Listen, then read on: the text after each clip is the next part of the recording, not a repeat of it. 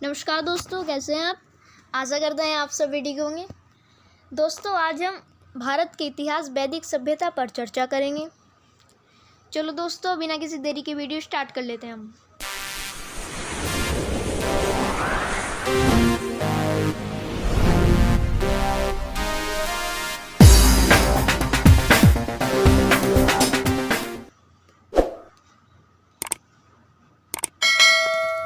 Question number first है हमारा,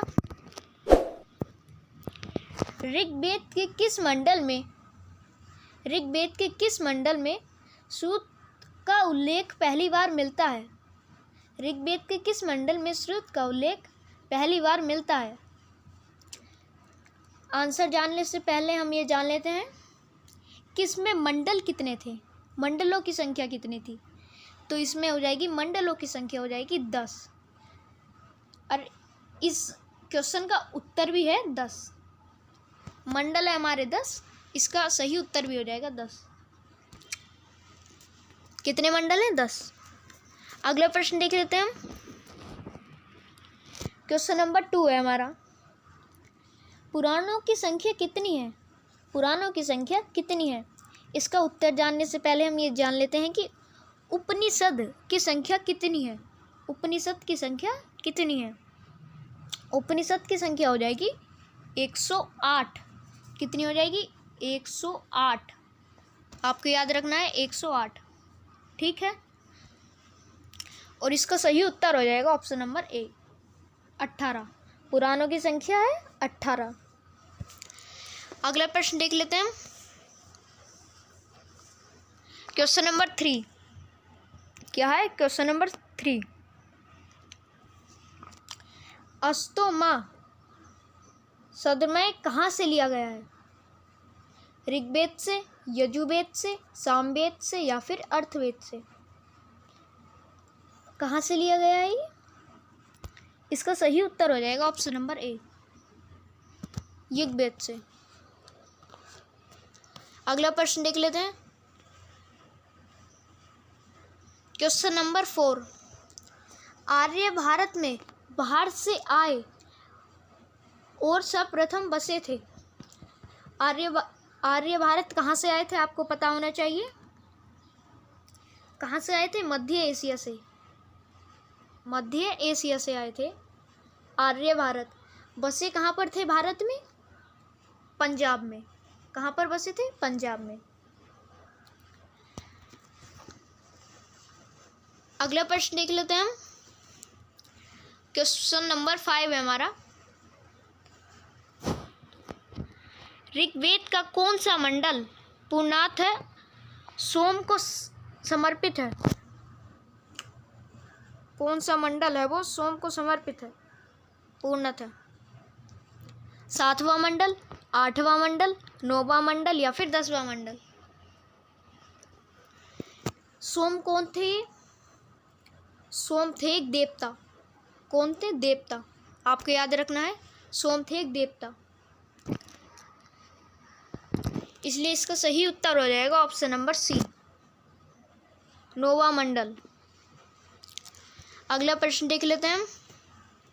question number 6, Gayatri मंत्र किस पुस्तक से मिलता है। गायत्री मंत्र किस पुस्तक में मिलता है और किस वेद से लिया गया है। किस वेद से लिया गया है? ऋग्वेद से। इसलिए इसका सही उत्तर हो जाएगा ऑप्शन नंबर ए। अगला प्रश्न देख लेते हैं हम।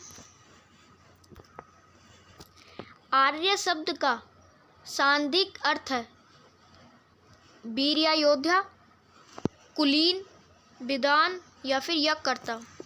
यहाँ पर इसका सही उत्तर हो जाएगा ऑप्शन नंबर बी, कुलीन। कुलीन की जगह कभी कभी परीक्षाओं में श्रेष्ठ भी दे देता है। क्या देता है? श्रेष्ठ भी। कुलीन की जगह श्रेष्ठ भी। इसलिए आपको याद रखना होगा, कुलीन श्रेष्ठ एक ही बात। अगला प्रश्न देख लेते हैं। क्वेश्चन नंबर 8, वेदों की संख्या कितनी है। वेदों की संख्या कितनी है?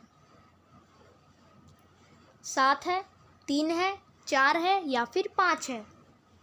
इसका सही उत्तर हो जाएगा ऑप्शन नंबर सी, वेदों की संख्या 4 है। अब हम अगला प्रश्न देख लेते हैं। क्वेश्चन नंबर 9, भारत के राज्य चिन्ह में प्रयुक्त होने वाले शब्द सत्यमेव जयते किस उपनिषद से लिए गए हैं? किस उपनिषद से लिए गए हैं? उपनिषदों की संख्या कितनी है? 108। क्या हो जाएगी? 108 उपनिषदों की संख्या।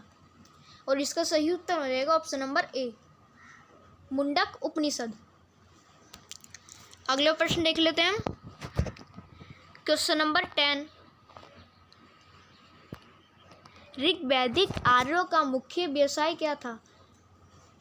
ऋग्वैदिक आर्यों का मुख्य व्यवसाय क्या था? शिकार, पशुपालन, शिक्षा, व्यवसाय। इसका सही उत्तर हो जाएगा ऑप्शन नंबर बी, पशुपालन। अगला प्रश्न देख लेते हैं, क्वेश्चन नंबर 11, भारतीय संगीत का आदि ग्रंथ कहा जाता है? भारतीय संगीत का आदि ग्रंथ कहा जाता है? इसका सही उत्तर हो जाएगा ऑप्शन नंबर डी, सामवेद को। अब हम अगला प्रश्न देख लेते हैं, क्वेश्चन नंबर 12, प्रथम विधि निर्माता कौन है? प्रथम विधि निर्माता कौन है? इसका सही उत्तर हो जाएगा ऑप्शन नंबर ए, मनु। याद रखना है, बहुत महत्वपूर्ण प्रश्न है, बार बार परीक्षा में पूछा जा चुका है। क्वेश्चन नंबर 13, कपिल मुनि द्वारा प्रतिपादित दार्शनिक प्रणाली है? इसका सही उत्तर हो जाएगा ऑप्शन नंबर बी, सांख्य दर्शन। सांख्य दर्शन।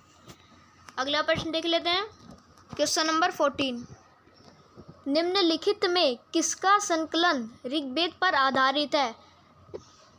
किसका है? यजुर्वेद का, सामवेद का, अर्थवेद का, या फिर इनमें से कोई नहीं? इसका सही उत्तर हो जाएगा ऑप्शन नंबर बी, सामवेद का। अब हम अगला प्रश्न देख लेते हैं बिना किसी देरी के, क्वेश्चन नंबर 15, चरक संहिता नामक पुस्तक किस विषय से संबंधित है? चरक संहिता नामक पुस्तक किस विषय से संबंधित है?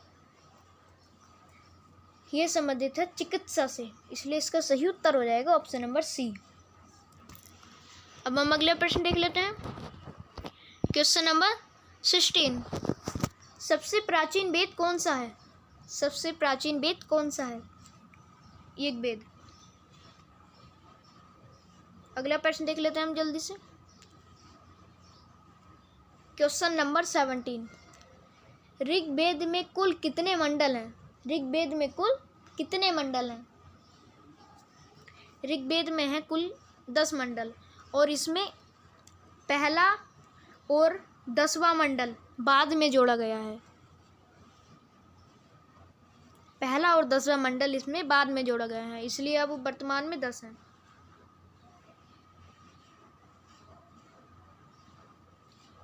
क्वेश्चन नंबर 18, आर्य भारत में संभवतः आए। कहाँ से आए? यूरोप से, मध्य एशिया से।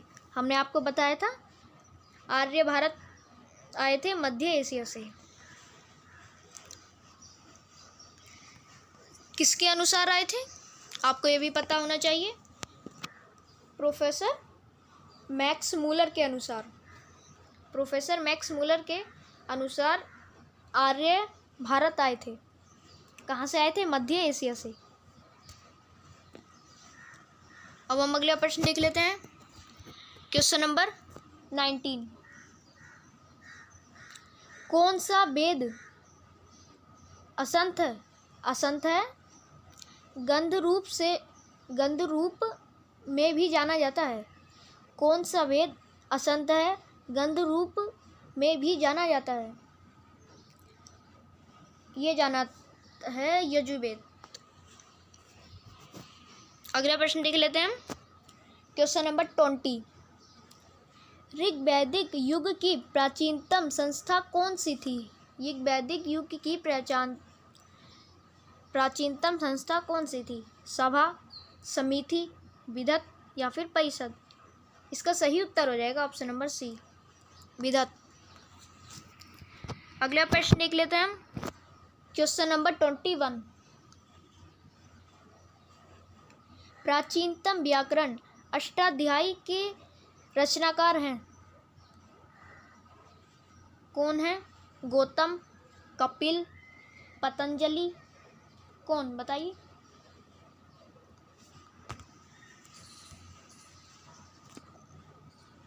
या फिर पाणिनि। इसका सही उत्तर हो जाएगा ऑप्शन नंबर डी, पाणिनि। अब हम अगला प्रश्न देख लेते हैं जल्दी से। Question number 22। ऋग्वेद में सबसे पवित्र नदी किसे माना जाता था?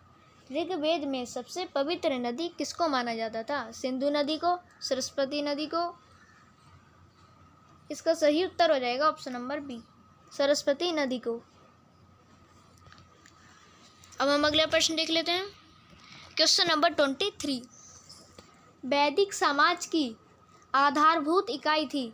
वैदिक समाज की आधारभूत इकाई थी शहर, ग्राम, विष, जन? इसका सही उत्तर हो जाएगा ऑप्शन नंबर सी, विष। एक बात और आपको यहाँ पर ध्यान रखनी है, विष कहते किसे हैं? विष कहते हैं गांव के समूह को आर्य विश्व कहते थे। गांव के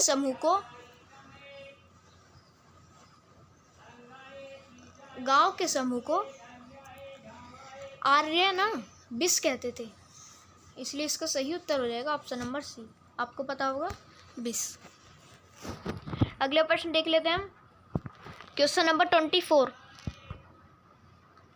ऋग्वैदिक काल के उस सबसे प्रधान देवता की पहचान करें जिसके स्तुति में 250 क्या है?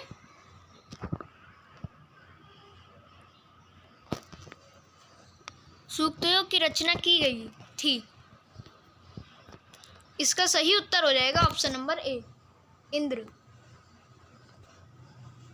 अब हम अगला प्रश्न देख लेते हैं। Question number 25। उत्तर वैदिक काल में किस देवता को सर्वोच्च स्थान प्राप्त था? प्रजापति को। ठीक है, क्या हो जाएगा? प्रजापति को। आज के लिए इतना ही। यदि आपको हमारी वीडियो पसंद आई हो तो हमारी वीडियो को लाइक करना ना भूलें, और ऐसी ही वीडियो देखने के लिए आप हमको इंस्टाग्राम पे भी फॉलो कर सकते हैं। इंस्टाग्राम की लिंक आपको डिस्क्रिप्शन बॉक्स में मिल जाएगी। यदि आप हमारे चैनल पर नए हैं तो हमारे चैनल को सब्सक्राइब करना ना भूलें। मिलेंगे नेक्स्ट वीडियो में, जब तक के लिए जय हिंद।